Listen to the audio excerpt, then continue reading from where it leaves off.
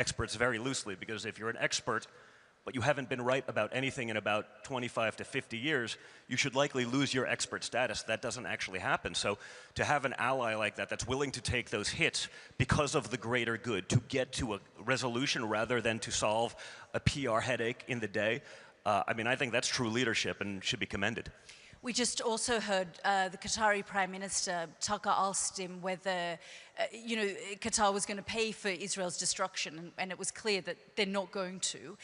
But is the Trump administration, from your perspective, committed to ensuring that there is a reconstruction program? Because there are many who fear that the administration is going to move on pretty quickly and not sort of stay at the long course. Well, I think without question, I mean, if there's one thing my father is, he's a builder. I know, obviously, he's been in politics for the last decade, but he got there by being a builder, so he understands how to do that. I do also know, though, that he understands that the American public isn't going to do what they used to do for years, where we're just going to be the big dumb guy with the checkbook and we're going to cover all of the world's problems and no one else has to do their part. I think he can be, the greatest construction manager in the history of the world, but no one in America wants to bear the entire responsibility of that. That's happened for far too long. Everyone has their ideas. Everyone wants to do X, Y, Z. When it comes to actually writing a check and breaking out their own checkbook, well, we're not interested in that. That changes things. The American public doesn't have the appetite to fund everything for everyone all over the world with no direct benefit to themselves. So I think he can be the manager that brings that together, but everyone's going to actually have to step up and do their part and not just leave it to the United States to cover everything. Omer, do you think that the private sector has a role to play when it comes to, say, the reconstruction of Gaza? I'm sure. I mean, I think that there'll probably be an opportunity for the private sector, but also there'll be governments that step up and, to help solve this issue. I mean, again, we're here as business people, and our focus is mostly in the United States, though. I want to focus on Ukraine because, of course, as you say, you're both here in the capacity of business leaders, but you've also been instrumental in shaping the message of the administration. You talked about Europeans, and Europeans are concerned that Ukraine is going to be abandoned. Are those fears valid? I don't think Ukraine is going to be abandoned, but I think for years, again, it was the same thing as the last answer, which is, well, we want to attack Russia. We want to do this. Well, when it comes to actually writing a check ourselves, no, the U.S. is going to do it. The American public doesn't have an appetite for that. Since the invasion of Ukraine, I heard major leaders, Mitch McConnell, the leader of the Senate in the United States, saying, it's the #1 issue for Republicans in the United States. And I say, that's weird. I speak to Republicans all over the country every day, probably far more than Mitch has ever spoken to, despite his 379-year career in politics. I did that on a weekly basis, and I surveyed people at every talk I did. It got to the point where it was probably well over 200,000 Americans that I spoke to directly. And I'd be in a room like this, and I'd ask, is Russia-Ukraine a top 3 issue for anyone in the room? Nothing. Is it a top 10 issue for anyone in the room? I think I got 3 people that once said it was a top 10 issue. 3 out of hundreds surveyed, hundreds of thousands, every weekend for 2 years, till basically through the campaign. One person misunderstood the question. He thought it was a double negative. One person was actually from Kiev, so he was like, it was a big deal for him. And the other person was, I think on the board of Raytheon.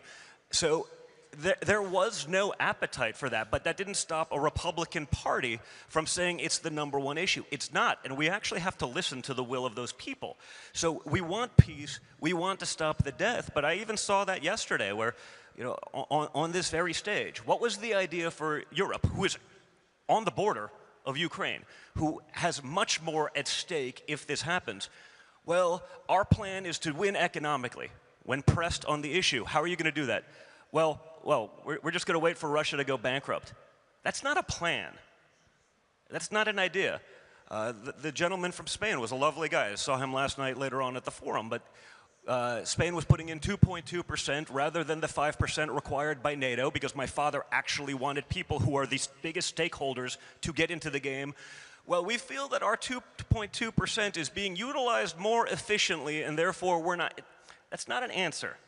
That's not a solution. And again, I understand why they are there, because America has set a precedent for decades that they'll just write the check. But if the will of the people isn't there, everyone needs to step up, everyone has to do their share. and that includes what's happening here in the Middle East. If we do that collectively, we can get to an answer. But if we default to the old ways of America's just going to be the big idiot with a checkbook, that's not going to work. That's not going to happen. And you saw what happened. When my father starts threatening they're going to pull out, we're not going to do this anymore, because he's listening to the people that elected him to office. The whole world, this is outrageous.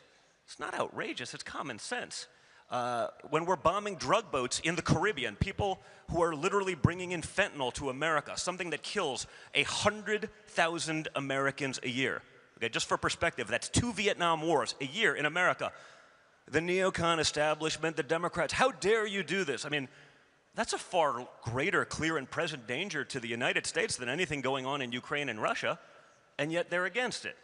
Think of the insanity of that. So, my father has a common sense approach to everything. That's because rather than being a lifelong bureaucrat who's never actually done anything in the real world, he has, and he understands what that means, and we have to act accordingly.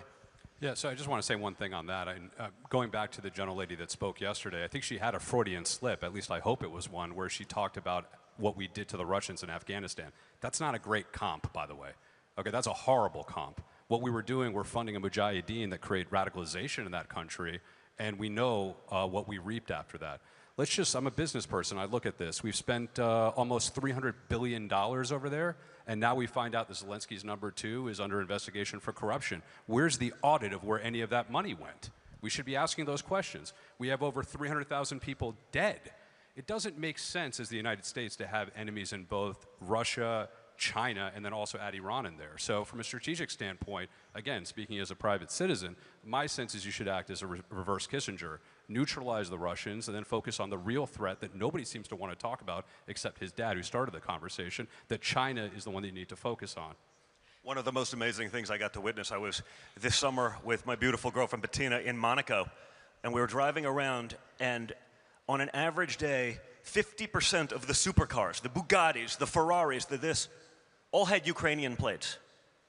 Do we think that was actually earned in Ukraine? I'd been to Ukraine 20 years ago. It wasn't like there was a plethora of wealth there.